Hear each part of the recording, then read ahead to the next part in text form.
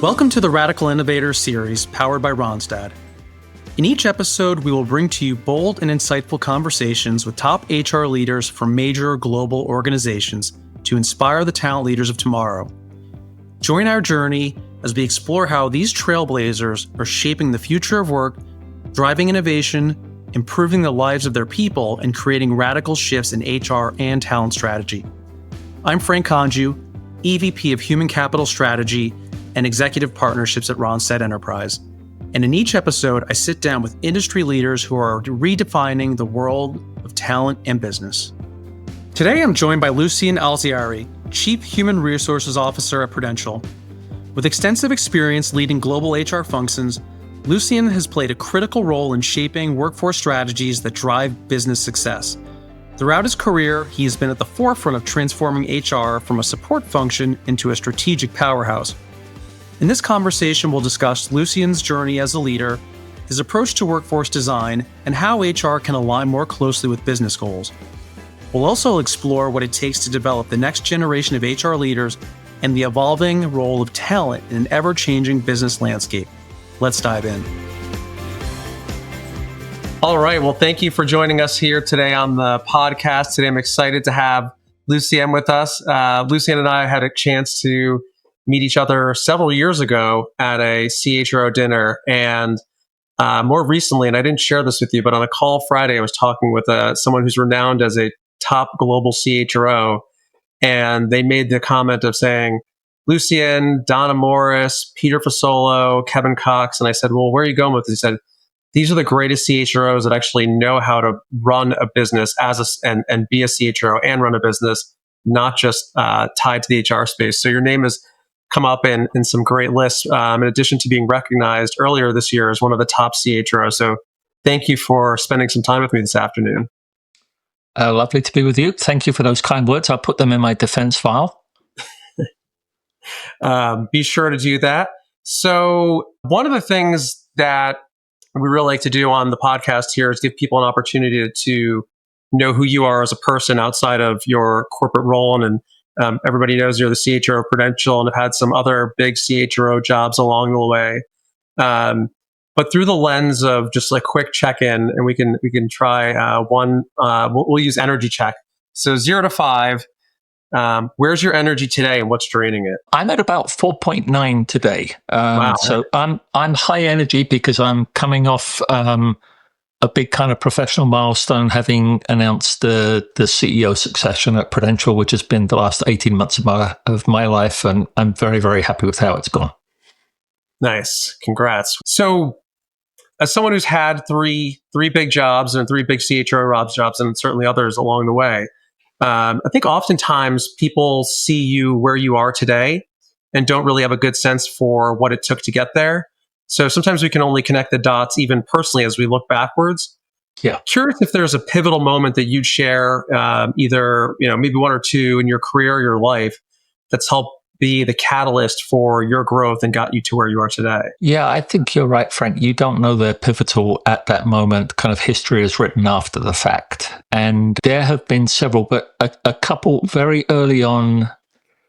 I was recruited to Mars and then from Mars to PepsiCo. And I was just lucky that I joined companies, and there were relatively few at that point that really understood what HR could be all about. So I managed to grow up in great schools. And then I was asked to come to the States, and, I'm English. I grew up outside the States. And so there is that moment where you're saying to yourself, if you want to be CHRO of a company, you've got to go where the company is.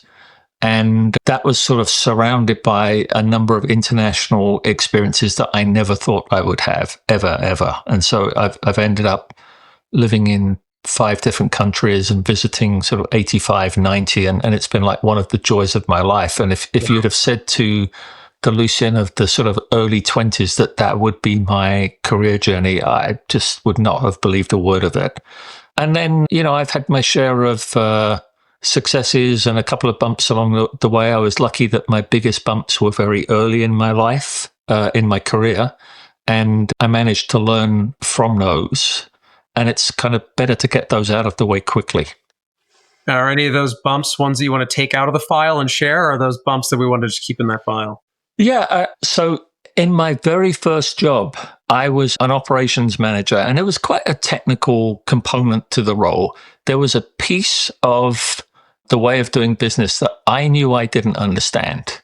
And I was just hoping I could wing it or it would never come my way. But life always finds you on these things. So I got put in a situation where I really needed to know what I was doing, didn't, and ended up getting formally disciplined by my company. All right. I remember, I'm sort of back in the moment now. It was that kind of meaningful. I thought at the age of 21, my career was over, literally. And they were very good about it. They said, okay, we'll withdraw the discipline, but like, don't ever do this again. And so I learned a lot from that. One was I'd never wing anything. It's okay to say, I don't understand, but I never make it up on the spot. And that's how I am. But it's really played into how I lead other people. So it's really okay for somebody to say, I've really tried to sort of understand this, develop as much of a solution as I can, but I need some help. I'm all ears. I'm there for people that need that. If they just come to me and say, I don't understand it, you do it, that doesn't go very well. And if they wing it, I'm like, not very nice. All right. And so it really taught me the value of sort of being honest with yourself, being professional, and having that expectation of others. That's kind of what makes the world go round in good businesses. You talked about it through that story, and thanks for sharing that, a bit about development and making sure that others don't show up that way. To use a sports analogy, you often think about coaches and sort of their coaching tree and the leaders they've produced in the organization. I think that's something you certainly have a reputation for, whether it's from Pepsi or in current organization. Are there any people that and many of these I think we know because they attend the same dinners, but are any of these people that you look at now and you can sort of say, like, this is the person that you helped create, and here's how? Is there like a story in terms of what people can pick up from the way that either someone absorbed and was made sure to leverage you as a mentor, or conversely, a way that you leaned into a person that you saw the potential and you wanted to make sure that they had the ability to realize it? Yeah, there are about 20 big company CHROs that I've worked with, and I'm not going to name them because they may deny that I had anything to do with it. But I'm very clear that they got the jobs that they're in because of who they are. I've got no kind of misapprehension about that. But we stay in touch, and it's nice that we stay in touch. What I try and do is a lot of people took bets on me and put me in jobs that I wasn't ready for. Right. And so there were some themes that sort of happened to me that I've just tried to it worked in my case. And so I've just tried to sort of pay it forward. And so this combination of belief in people, spot things in them that they may not even know about themselves. You don't have to be 100% ready for a role to take on a role. How quickly do you learn? How well can you learn from other people? How much basic curiosity have you got? Those are the kinds of things that I really look for in people. Very often, the bets that seem like they're really, really big bets, they're not. We know a lot about our people if we really have got to know them, which is one of our biggest jobs as leaders. And so I just make sure that people get experiences that they haven't done before. One of the things I would say to anybody on this call is don't end up with a career where you're doing the same job in disguise. All right. And companies are quite good at persuading you to do that. It's not good for you. It's actually not good for your business because nobody's learning anything. So always try and be in a situation where, you can work out the percentages for yourself, but some of the job you feel like you know what you're doing. And then part of the job, you're doing something for the first time. You might fail. You don't know what the right answer is. And anytime you spot that set of conditions, you're in exactly the right place developmentally because you're on the verge of another big sort of breakthrough in your learning and you're widening your set of comfort zones that you carry with you. Yeah, I love that. So going back to that piece around the people, and I know you've talked a lot about workforce design and simplification. I think it was at the TED conference where you stood up and as a bunch of people were talking about skills and all the different ways to go about things and just said, it's about the work. Is there, or should I say, how do you see that shaping the future of organizations as I think CHROs need to get more closely aligned to thinking about what are the work that needs to be done? Because you hear all these organizations talking about this approach to going to skills-based organizations. And within that, there's this, it feels like over-indexing to capabilities and skill sets we need to have versus what is the actual work that needs to be done. I try and sort of get to, well, like, what's the real underlying cause of the driver of what we're talking about? So I grew up as a talent person, and the fundamental question in talent is sort of talent for what? All right, what does your business need you to be really, really good at in order to win? So I'd always start any conversation like this, Frank, with we're business leaders. We happen to have HR functional responsibilities, but Yeah. I hope we wake up every day passionate about what's going to make our business win. All right, who do we compete against? How good are we versus our peers and competitors? What do we need to be great at in order for us to achieve our growth aspirations? And so I'd always start there. If I think about our life in HR, the function has grown tremendously over the years. And so there's lots of different capabilities that it's added over time. And I've been lucky because I'm a talent guy, and it's been in an era where talent has been like the number one requirement for chief HR officers. I think the next big capability for HR is a fundamental understanding of the work of the organization. Because when you think about talent to do what? Well, what companies do is they have strategies, they bring resources, they do work, and they meet the needs of customers, right? And so having that sort of basic through line in your thinking. And my job as chief HR officer is basically talent and capabilities to win. That's what I'm accountable for, right? And so the capabilities depend upon the strategy. And once you've figured out the capabilities, that helps you define what's the work that we need to do and how well do we need to do it. We don't need to be great at everything. There are some things where we just need to be as good as everybody else. If we're bad at it, it makes us lose. But if we're better at other people, it doesn't make us win. Payroll is a good example. If you screw up payroll, you're done. But we don't need to be the best payroll company in the world. We just need to do it as well as everybody else.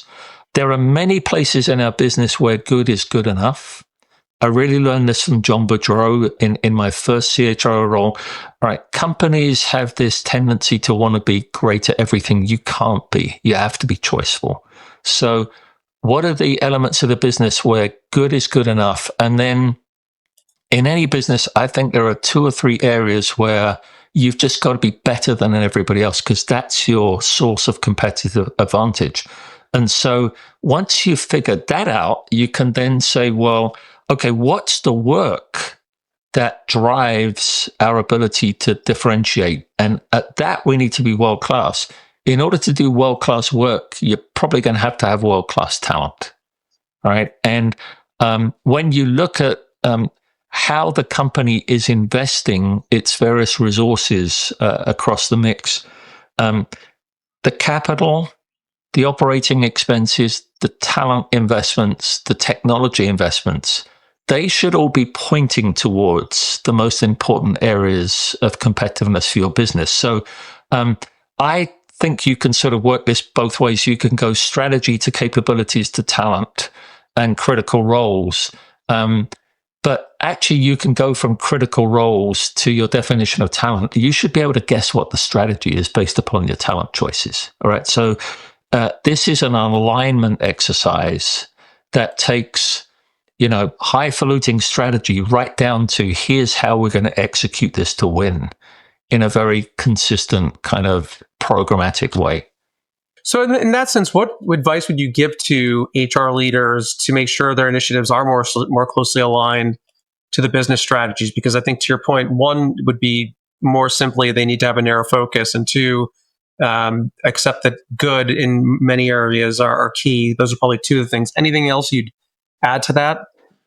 Yeah, I'd start off with, it sounds like a bit of an existential question, but it's like, who are you? When I ask you that question, are you saying to yourself, well, I'm an HR person, I love doing HR work, and I work for such and such company? Or do you say to yourself, I'm a business leader, I happen to have HR functional accountabilities, but my role is to help my company win. How can you help your company win unless you have a very clear understanding of what makes your company win, right? And you can have a view of yourself, but if I asked your CEO or if I asked your peers around the C-suite, would they be describing you as a business leader, or would they say, yeah, pretty good functional executive, but pretty quiet when it gets to issues in the business and not much to say when it gets to strategy discussions? One of my favorite tests that I sort of grew up with, and it was given to me by a mentor, was if somebody landed from another planet and walked into a room where it was the CEO, the CFO, and the CHRO, if they couldn't tell which one was which, you're probably in a really good company. Yeah. All right. And so this sort of business curiosity, the passion around what makes business win, if you've got that, everything else flows from that. Without that, you're kind of without a compass. How do you get to that, though, in terms of retaining or drawing in the top talent? Because I think, without naming who it was, a friend of ours who's a CHRO of a large organization said, as he steps down and thinking about the next stage of his career, it's about continuing to elevate the profession and create it so that people go to business school wanting to be in an HR role. But if you look at the backgrounds and bios of so many CHROs, they didn't start there. And oftentimes they say, I had no idea I'd ever be here. How do you get it so that people have that long-term, or is there any sort of influence to have that long-term view on HR and being aligned to the business? Because right now it feels like the most successful CHROs who have that affinity and alignment to the business didn't start in HR. It's changed over time. There used to be academy companies. You know, I grew up at PepsiCo. That was a place where people would go to get HR talent. It was true of GE at a point in time. Yeah. There are fewer. I don't know that there are many sort of academy companies today. I think there are now academy CHROs, like who worked for Kevin Cox. I mean, it's good, those kinds of conversations, because then you know that you grew up under good leaders who in my view, kind of have the right mindset around what HR is really about. I think then some of us have got to have a mission in life about spreading the good news. HR is much more impactful now at the heart of companies than it was when I was starting. And so being able to go to business schools and saying, if you want to make a real difference to your company, and you want to make a real positive difference to a large number of people's lives, here's a place to think about. All right. And there are lots of others, but there are only a couple of roles in a company that see across the company. And there's probably one or two roles where you can say, I have a direct impact on the livelihood of thousands of colleagues, on the communities in which we live, the kind of societies that we're growing because of the cultures that we're building. Yeah. And I would never have guessed that when I was young, but I've got, as it probably comes across, quite a lot of conviction around that now. Well, thank you for that. So maybe shifting gears and sort of putting on the ability to look into the future for a minute. What do you see as some of the biggest challenges or opportunities that we'll face as people leaders? And then how are you looking to address those within your own organization? Yeah, as I said, I like to have a through line in terms of, what's my role? So I don't think my role, the role of the chief HR officer, fundamentally is going to change that much. We're still going to be accountable for talent and capabilities to win. Right. The context within which we do that is going to be quite different as we go forward. So we're living in a world now where technology can enable many things that before were just kind of, gleams in the eye of a few of us. But now we have the technology capabilities to do it. We're living in a different kind of context in terms of the role of companies within society, the voice of companies, that employees want us to be a voice on some issues. And in some cases, that's the right thing for us. In other things, it's not something that we should be doing. And I think it's sort of a little bit overdone. The rate of change is faster than it's ever been, but it's pretty fast right now.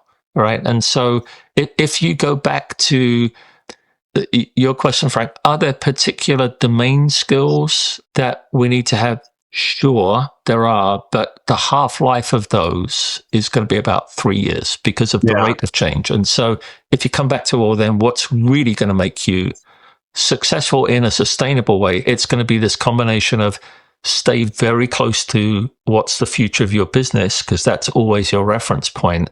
And then it's going to be around your fundamental curiosity, your ability to see things emerging so that you can shape them and be ready for them as they sort of come your way.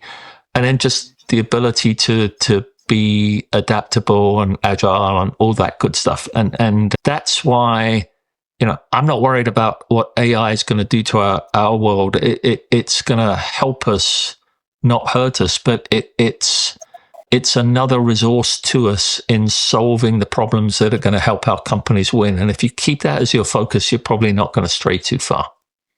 Yeah, that's great. Last question, or maybe second last, we'll see. If you had a magic wand and there was one thing you could go ahead and fix within and this doesn't have to be specifically within your organization, but something that companies could leverage or implement to improve the lives of employees, what would that be? I think we live in